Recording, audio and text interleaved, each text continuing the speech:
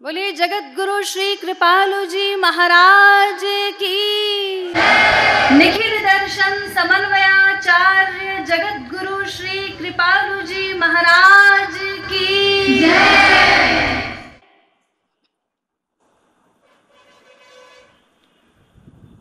गुरु तत्व में ही संपूर्ण आध्यात्मिक विषय समाहित है। इस संसार सागर में डूबते हुए जीवों के लिए गुरुदेव ही एकमात्र आश्रय हैं। इस संसार में डूबते हुए, अकुलाते हुए, अचेतन हुए जीवों को बाह पकड़कर इस सागर से बाहर निकालने में एकमात्र गुरुदेव ही समर्थ हैं। उन गुरुवर की कृपा के बिना कोई भी जीव कभी अपने परम चरम लक्ष्य को प्राप्त नहीं कर सकता, इस दुर्गम सागर को कभी पार नहीं कर सकता। अतएव जिन गुरुदेव के दिव्य दर्शन एवं वाणी श्रवण के लिए आप लोग व्याकुलता पूर्वक प्रतीक्षारत हैं, उन गुरुवर के मंच पर पदार्पण तक मैं उन्हीं कृपालु नामना स्वनाम धन्य सद्गुरु के विषय में ही कुछ चर्चा करना चाहती हूँ। यद्यपि मैं ये भी भली भांति जानती हूँ कि उस अनिर्वचनीय तत्व के विषय में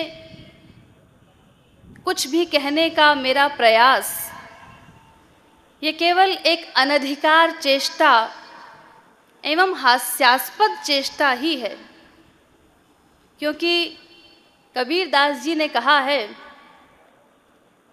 सब धरती कागद करूं, लेखनी सब वन राय,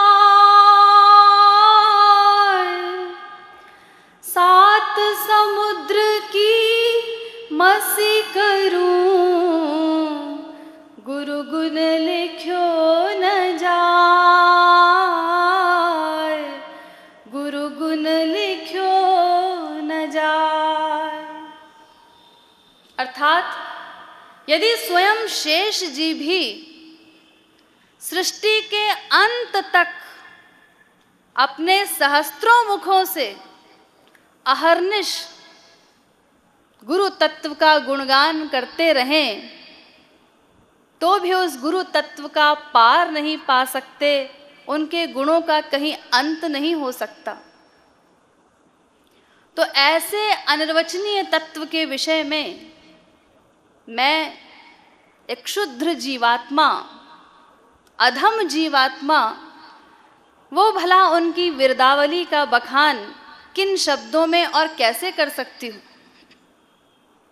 लेकिन फिर भी अगम्य होने पर भी अधिकारी जीव उस तत्व तक पहुँचते हैं, अनिर्वचनीय होने पर भी भक्त लोग परस्पर मिलकर उस गुरु तत्व का निर्वचन करते हैं।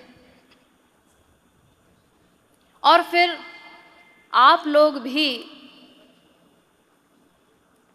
इस भौतिक चकाचौंध के युग में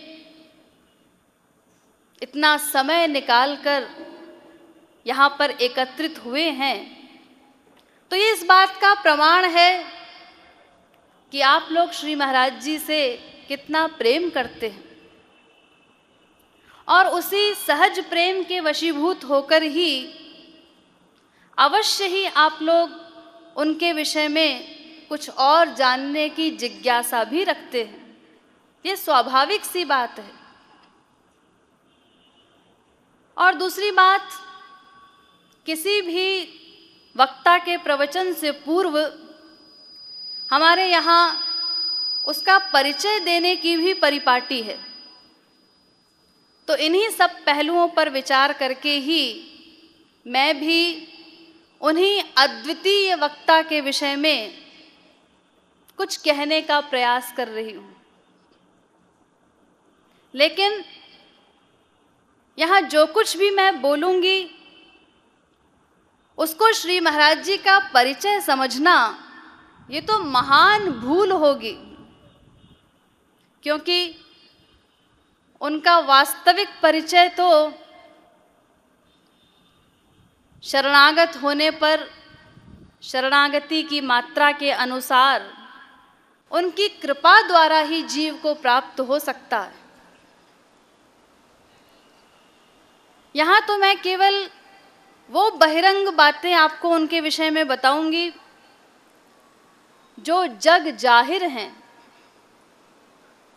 और आध्यात्मिक पथ पर आगे बढ़ने के लिए हमारे बहुत काम की हैं। श्री महाराज जी इस समय विश्व के पंचम मूल जगत गुरु हैं, ये तो आप लोग जानते ही हैं। हमारे हिंदू धर्म में, सनातन धर्म में जगत गुरु का वही स्थान होता है जो ईसाई धर्म में पोप का होता है। श्री महाराज जी को मिलाकर अब तक 3000 वर्षों में केवल 5 मूल जगत गुरु हुए हैं। ये जगत गुरु शब्द बहुत पुराना है। महाभारत में अर्जुन ने श्री कृष्ण को जगत गुरु कहकर संबोधित किया। कृष्णम वंदे जगत गुरुम। स्कंद पुराण में उत्तरखंड में पार्वती जी ने भगवान शंकर के लिए भी जगत गुरु संबोधन का प्रयोग किया है, और वेदव्यास जी ने भी भागवत में शुकदेव परमहंस के शब्दों में श्री कृष्ण के लिए कहा, जगत गुरुम भर्तृबुद्ध्या तासाम किम वर्ण्यते तपः।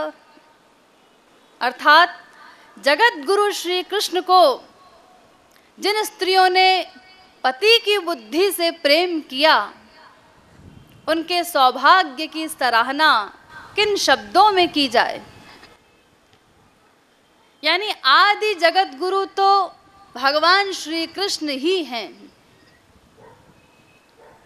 लेकिन संसार में ये जगत गुरु परंपरा आज से 2500 वर्ष पूर्व प्रारंभ हुई।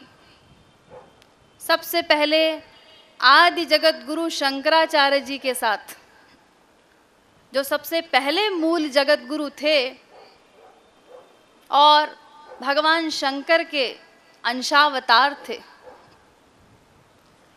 उनके पश्चात दूसरे जगत गुरु हुए आदि जगत गुरु श्री निम्बारकाचार्य जी।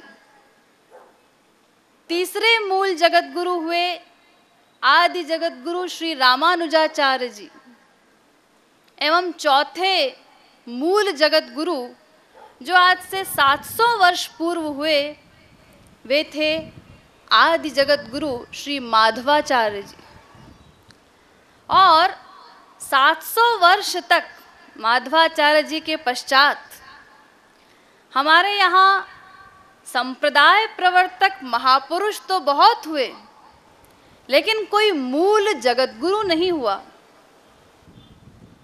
तो 700 वर्षों के पश्चात 14 जनवरी सन 1957 में अज्ञानांधकार में डूबे हुए इस विश्व को सही ज्ञान का प्रकाश प्रदान करने वाले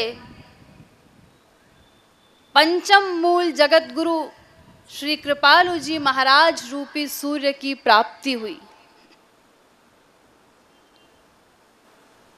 देखिए, अभी अभी मुझे सूचना मिली है कि श्री महाराज जी निकल चुके हैं और कुछ ही देर में मंच पर उनका पदार्पण होने वाला है। इसीलिए इस चर्चा को जो मैंने आज प्रारंभ की है, समयाभाव के कारण कल इसे मैं पूरा करूंगी।